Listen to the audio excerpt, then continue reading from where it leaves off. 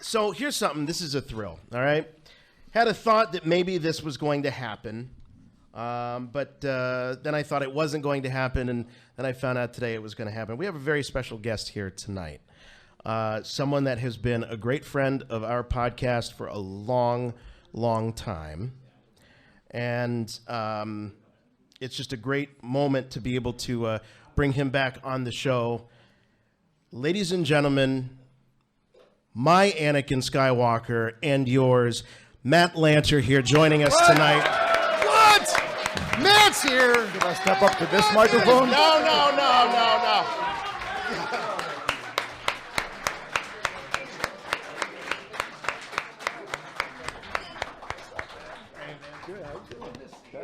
Man, you sit in the middle. Sit Oh, in the Matt's middle. gonna. Oh, now you middle just threw me seats. off. You threw me off Wow, because. what happened? Oh, come on. I You're don't not know Jimmy what. Mack. The lower third is going to say Jimmy Mack on the screen, so they're like, God, Jimmy Mack Taking is over good Jimmy looking. Mack today. Oh, okay. Is that going to confuse people? Should we? I think you should switch. We should because switch. if All right, Wendy is watching live, she's gonna be like, I can't wait for him to get home. No. All right. He is our Anakin, but Yes. I know him better as Davin. He's my favorite. Davin. You know what? When Right? Don't you know Davin from The Mandalorian right here? New Republic officer Davin, Season who 1. went from he had two situations to deal with in that episode: confused and dead. That's what happened to him. I was scared. You You looked great, though, When I in got it. the script, I wasn't sure if it was Davin or like Devon. So I wasn't sure what to go with, but I went with Davin. So. Davin, I like that, and I remember watching it. I was watching it with the kids, Yeah. and I all of a sudden I just paused it. I go, is that? I think that's Matt Lanter, and my daughter, she goes, is that the guy you know? I said, I kind of know him. Yeah, we know She's each like, other. well, you should let him know that you're watching this right now. I'm like, I'm sure everybody on the planet that he knows that's watching it that night. So you probably got a lot of emails and texts. I'm sure. Like 6-7 years of the Clone Wars, and I'm getting tons of texts about Mandalorian. It's huge right now. Yeah. People loving it. It's incredible. And so how did were you excited when you got the opportunity to do that? I'm sure that gosh, by yeah. way of Dave Filoni, right? Yeah, it was Dave. You know I was, him. I was doing the carpet the other day. By the way, I've got Toronto beat. I came from the carpet in LA from Rise of Skywalker, so it's kind of. Well, here, let's put Matt on camera here. Yeah, all because right. I guess a camera died or something. And Jimmy's cell phone died. So it says Jimmy Mack, but it's you again. So fix that. So I came from the carpet because I was there. What was that? 2 nights ago, something like that. Blast, by the way, blast. Yeah, where was it? What was I saying? we were talking about Mandalorian. So when did you get asked to do it? Yeah. Okay. Because I'm sure it's been a while, right? You had to keep this secret forever. That was back in March or April or something. But I was on the carpet the other day. That's why I was saying that, because someone said, "So how tell us your audition process?" And I was like, "Well, I know a guy named Dave Filoni." And so you called me up and just said, "You want to come do this?" And I was like, "Yeah, I'd love to come do that." So, I wouldn't think you would have to audition for something like that, right? You know Dave. Yeah. And did they give you any information about the character, like backstory? Yeah. Like something from George's old notebooks. I This guy, his name is Davin. He's going to be on a prison ship.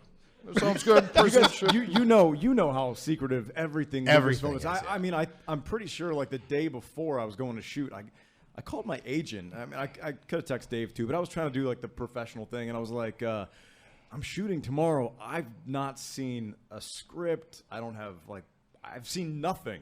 Yeah. And so I guess they got some information that I had a few lines, and I got that stuff sent to me. But I didn't know anything about anything. I mean, when I got down there, didn't know context, didn't know anything. I love the It's how they wardrobe work. they had you wearing, because it was a variant of some of the first characters we've ever seen in Star Wars.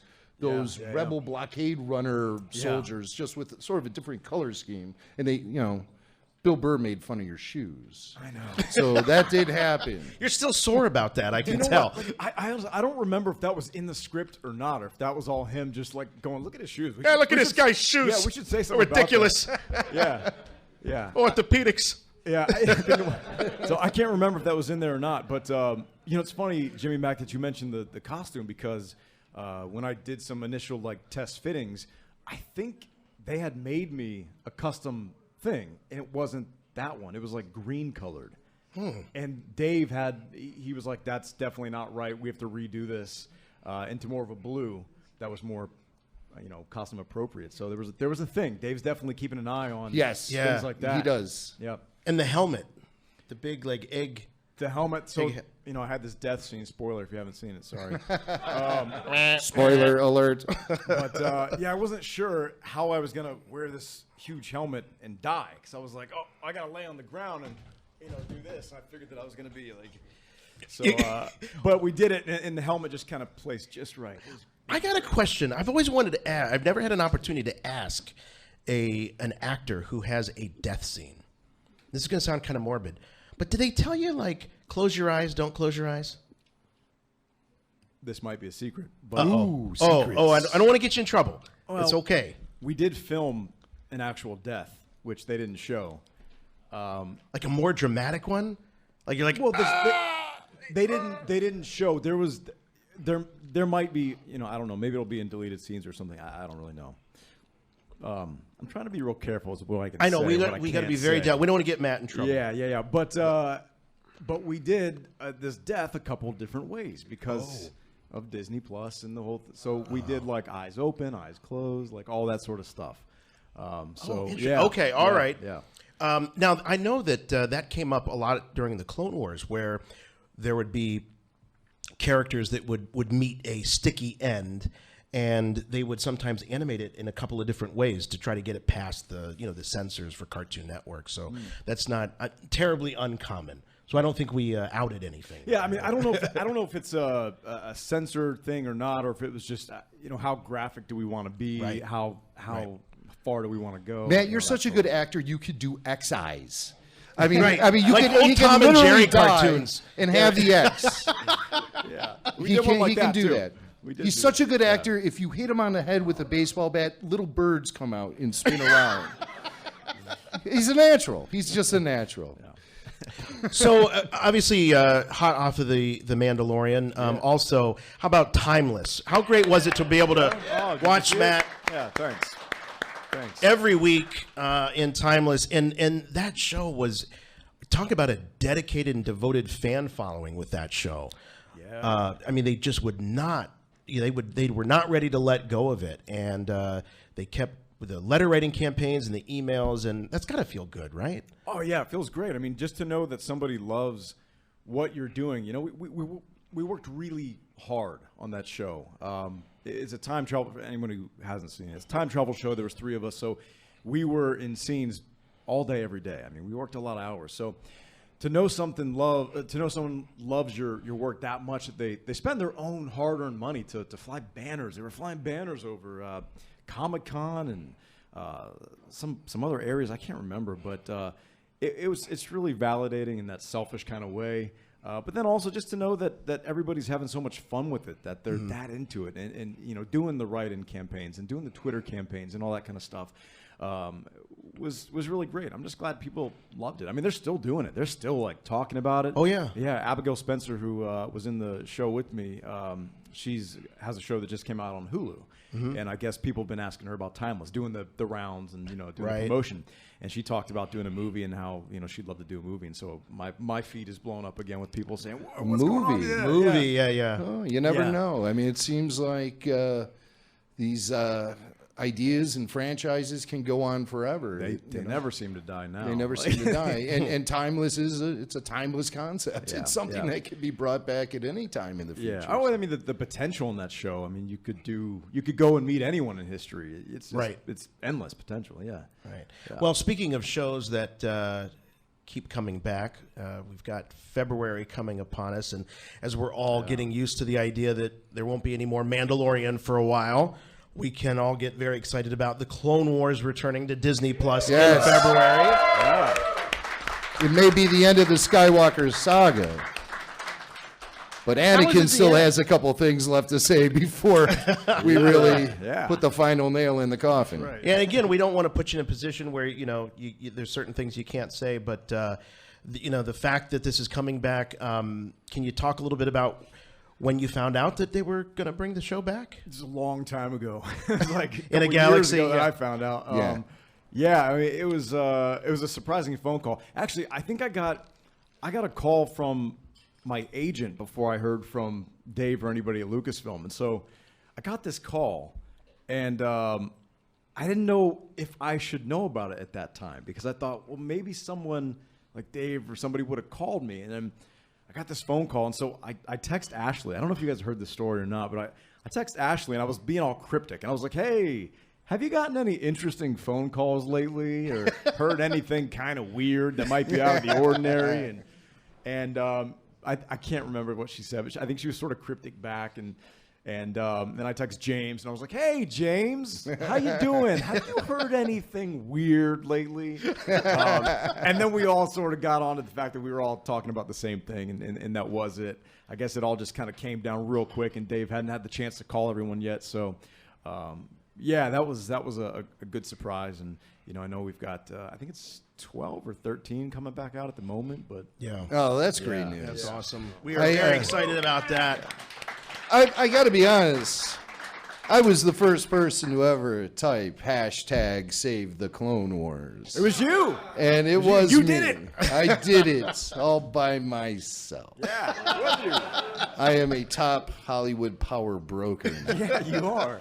But no, we did. We really rallied you guys, and everyone was sending us voicemails, Save the Clone Wars. We put together a compilation, sent it to Lucasfilm on a CD. You guys all wrote in and let them know. And that really had a lot to do with, number one, The Lost Mission, Season 6, actually getting released, and then them going back and completing Season 7. And going out on your own terms and Dave Filoni's own terms and not being canceled. Yeah. So that is awesome. It's sad to see it come to an end fully, but great. We're going to be seeing Season 7. I can't believe it. Yeah, I know. I keep thinking to myself that somewhere there's room for more. After. Well, you never know. No, I'm not saying that because I've heard something. I'm just, that's just me as a fan. You like, heard something weird? a weird phone call about 17 seasons of Clone Wars. I mean, just as a fan. I mean, come on. If people are loving the show, but Dave's doing some other things right now too. So Why don't they just do a live action Clone Wars show with all of you guys in it? hey, speaking of live action, what about the end of the Rise of Skywalker? Did you guys see the credit where it's Ahsoka Tano was one of the voices? Oh yeah, Yes, yes. we did We see saw that. all of the animated actors, and I personally, and don't take this the wrong way, Matt, but I've been resistant toward having animated mythology intertwined with the live action films, especially these episodic films. Sure, yeah. The Skywalker saga. Yeah. I felt like it might just muddle things down too much. You don't But like the, you don't like the Clone Wars? You don't like this? I didn't say that. But I think that the message that's being put across to us is the point that Rey was channeling all the Jedi. It wasn't just people who had an impact on the Skywalker story, but just Jedi from across the spectrum. Yep. And so hearing those familiar voices, I picked out Ashley right away. Is your voice in there? It's not. They didn't call you? It's not. Well, here's the thing. In their defense, we can pretty clearly hear Hayden, right? Yes. Right. Yes. So, I mean, for obvious reasons, that'd be a clash. You can't. What are you gonna have? I two wouldn't have Anakins? cried if it had been you. Well, that's. I'm just saying you're being very polite, but Also, I've been. when you I've keep been- it in the cinematic universe canon, of course. Yeah. Also, I've been in Toronto working on a Netflix series. So even if they had called, I wouldn't have been able to.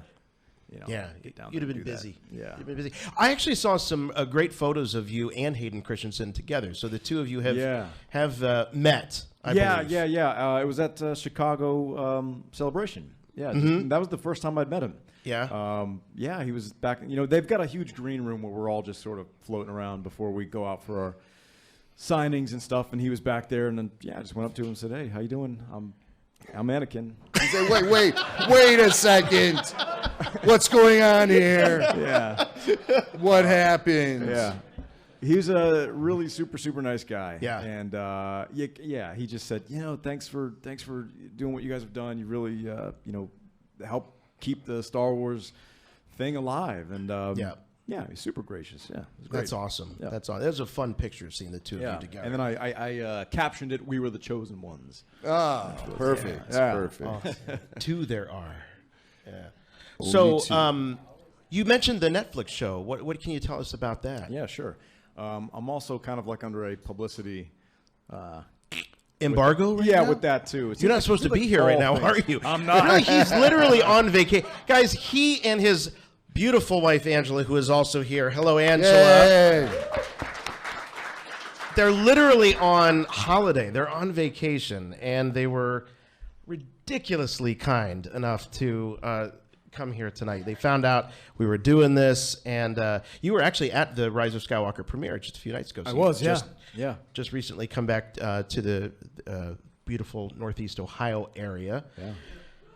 So it's Biggest anyway. premiere I've ever seen, by the way. Was it? Biggest premiere I've ever been to. Really? Oh my gosh, yes. No kidding. It was massive. Are you Once familiar with like the Hollywood and Vineland, that area? Yes. Well, once they stopped they closed inviting us down to the- these things, then the They premieres get closed really down big. the Do you notice that? streets. Yes, yeah. They still have the premieres. Well, I know. I'm just saying they got a lot bigger then. They didn't stop having them just because they didn't want us there anymore. Shut it down. Don't tell them we still have premieres. They broke another thing. The RFR guys burned the house down again. No. So this was massive. massive. So the El Cap Theater, which is kind of like the Disney-owned theater there on Hollywood Boulevard. Typically, a lot of the Disney stuff is there. So behind that, there was a big structure built. I don't know if we were inside or outside, but it was a massive structure. Stars all in the ceiling. They had a lot of the ships hanging from the ceiling, and it was like multiple rows of media, and then you go up this alleyway, which is all carpeted and covered, by the way, with a blue carpet, and then the entire Hollywood Boulevard was shut down and carpeted. And then they had the El Cap, the Kodak Theater, and the Chinese Theater all playing at the same time. No kidding. All Yeah, those I've theaters. never seen anything that took big. Those are over all of- massive. For those that don't know, we're not talking about a multiplex here. We're talking about big theaters like the ones upstairs. Yeah. 2,800, 2,500, 3,000 people. To have three of those online showing that movie, that is different massive. buildings. The theater that I was in, I'm pretty sure. I haven't talked to anyone about this, but I don't think I heard it wrong. The announcer, they have someone that, welcome to the, and he said, Return of Skywalker. And everyone goes, oh. like the poor guy messed up his one job. I'm Tom Kane, and welcome once again. It wasn't Tom Kane. Tom was sitting in front of me. Oh, Tom was with you. Yeah, he was in front of me. So I would imagine that's pretty fun when you guys get back together. Oh, it's a blast. You do talk to them once in a while, I would assume, right? Yeah, Still yeah. keep in touch. James and I actually stay in touch quite often, and Ashley and I, and I think we're pretty good friends. We kind of text with them a lot. So yeah, I stay in touch with a lot of those guys. But anytime we get together and kind of get to do that thing again, it's always a blast. Yeah. So give us your review of The Rise of Skywalker. Oh man, well, I really love it. I first tweeted right when I came out of there, and I felt like it was so much. I'm a little bit Billy Mack. It was just like so much thrown at you, so much emotionally and so much visually. The pacing was really, really intense. I'm looking forward to the second viewing, just because it is so much, and I think there's so much there for fans to love. Yeah, I mean, I think it's up there. My wife thought it was maybe her favorite. Ooh, there we go. Top of the list. right. But it's so different than like A New Hope, right? Like, Yeah. in my head, A New Hope is bad guys, good guys. Here's a story. Let's defeat them. Yay. Not to be like too simplistic about it. Yeah, but that's this what one, it is. It's the black hats and the white hats, and yeah. It has changed so much. I mean, there's so much more happening. The speed is, crazy. George will be happy. Yeah, It's faster way and more faster, intense. way intense. But it's one of those things I gotta continue to think about it. I want to see it again. I mean, just like the whole, the whole family lineage and all that. It's a lot to digest. It is. It really is. By the way, I Chock-full. can't stop picturing Darth Dad now that you guys have talked about it. Like, I'm picturing him like slipping on micro machines at 3 a.m. shooting like force lightning. Well, you're a fairly new dad, right? So Yeah. congratulations. Yeah, thanks. Yeah. And I think it's awesome. Obviously, we have a room full of podcast listeners. You and your wife had a podcast as you were expecting your little one, and now you have a podcast that's kind of like after. Yeah, right? so the one when we were expecting, we called it Hello Bump, and then we kind of moved on to Hello Baby, which we literally just a week or two ago kind of put it on an indefinite hiatus, just because life is a lot. Life is hard. They're apparently more busy than we are because we've been doing this for 14 years. Yeah, but we do have that James Bond show that gets put on the back burner. Oh, an that's awful true. lot, so Yeah. we get it. Yeah, we do. Yeah. Sometimes a year between episodes. So what else? Where else can we find what you guys are doing? I know you, Angela is, and Angela, you're welcome to come up here if you like. But she's good. She's good. She's good. She's there with Billy Mack. But where's Puppet Lando? That's what I want to know. He's out in the car waiting. The engine's running. Yeah. But I know you guys have a lot of projects online, and there's a YouTube channel. And she's for got those that don't the know. whole YouTube, and I do a lot of the behind the scenes filming and editing to kind of fulfill that creative side when I'm not actively working. You know, It's the life fun. of an actor. It's feast or famine. You know. Yeah. Well, I think it's been a lot of feasts for you lately. It's been wonderful to watch your career unfold. You don't rest too long, it seems like, in between projects. Not too much. I just finished that one in Toronto. We were doing that for about 6 months, so I'm looking forward to a little downtime. That'll be out we don't know yet. I think late 2020, maybe early 2021. It's the Netflix program? Yeah, it's okay. a superhero thing. Netflix they're doing a whole new superhero universe. Really? Okay. Yeah, it's going to be their thing, which is going to compete with Marvel No and DC. kidding. Yeah. Right. Wow. And we are the first show in that universe. So Yeah. Can you tell us what your superpower may be, if you have one?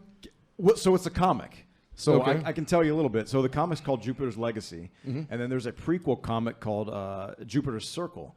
And Jupiter's Circle is set in the 30s. Legacy is set present day, and the show is a bit of a combination of the both. All of us can fly. All of us have super strength. My unique powers, I can kind of deal with tech. I have a power over tech. Oh, wow. Maybe you could help us with our dead camera over here. Yeah, or the podcast in general. We operate it with, out of a cardboard box, so it's been a mess from day one. But Matt, thank you so much for joining us. Before we let you go, I got to ask you about this cool hoodie you're wearing. It's a Mandalorian season. Is this some crew wear? Did Cleveland Chris make that for you? I'm waiting on one of these, man. Oh, I think we can hook you up. I'm sure we can. But that's great. So that's an official. Yeah, it's the old crew season 1 gift. Yeah. Yeah, that's awesome. I would imagine, and I don't want to put you on the spot, but there's got to be a lot of joy regarding Mandalorian. It just seems like the fans are loving it. It seems like Dave and Jon Favreau have created something incredible that they can be excited about. And it's, as Werner Herzog, one of the actors from the series, has said, that they're creating a whole new mythology now. So I would imagine the buzz around that has got to be pretty exciting to be around. Yeah, it's pretty wild. Like I was saying, my phone just blew up after that brief, 3-minute scene that you really only saw me for a few seconds. But I sent Dave a text the other day, and it was a big, long, kind of mushy text. I was just like, hey, man, I just wanted to tell you, I'm so proud of you. I said, I know it's kind of weird maybe for me to be saying that because he's sort of been my boss. Right. But I said, I'm just so proud of you, and I'm so happy to see you doing what you're doing because he's, flourishing, and he's been such an amazing storyteller from the get-go, and he's had such an amazing grasp on Star Wars, and he learned that from George, and just to see him doing what he's doing was really cool, kind of on a personal level. And then, my family, and start with Tracy Canobio, and she's, helping do the behind-the-scenes stuff, and that's just great. And, John's obviously done the Mandalorian stuff on Clone Wars, and, so... well, thanks for carrying that message to Dave, because I think all of us here in the whole Rebel Force Radio community we've watched Dave's career with great interest, and it's just been amazing. And he is kind of, I think, for a lot of us, he's the next best thing to George Lucas. I think nobody gets it like Dave Filoni. Yeah, say it loud, say it proud.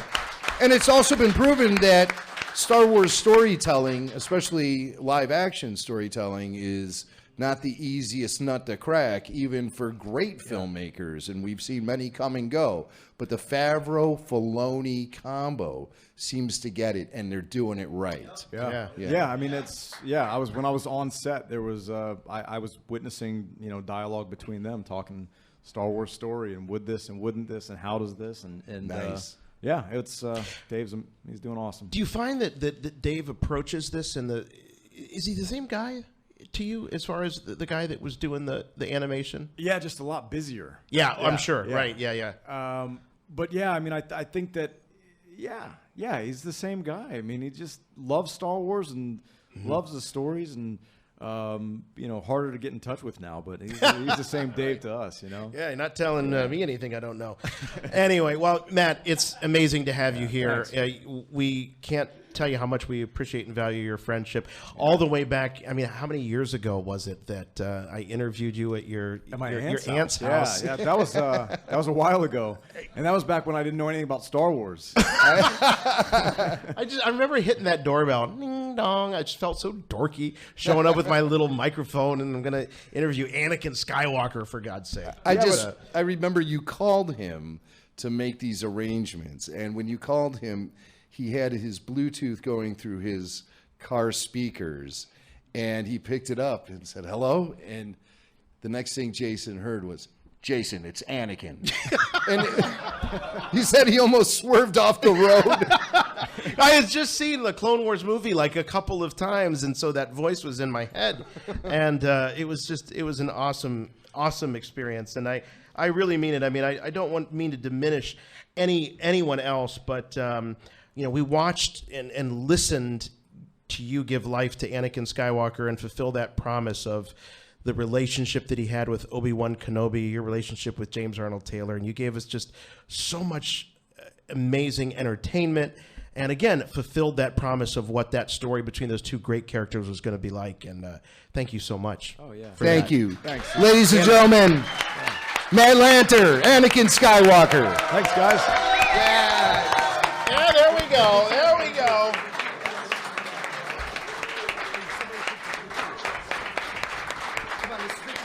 Oh, we're going to do a picture? All right.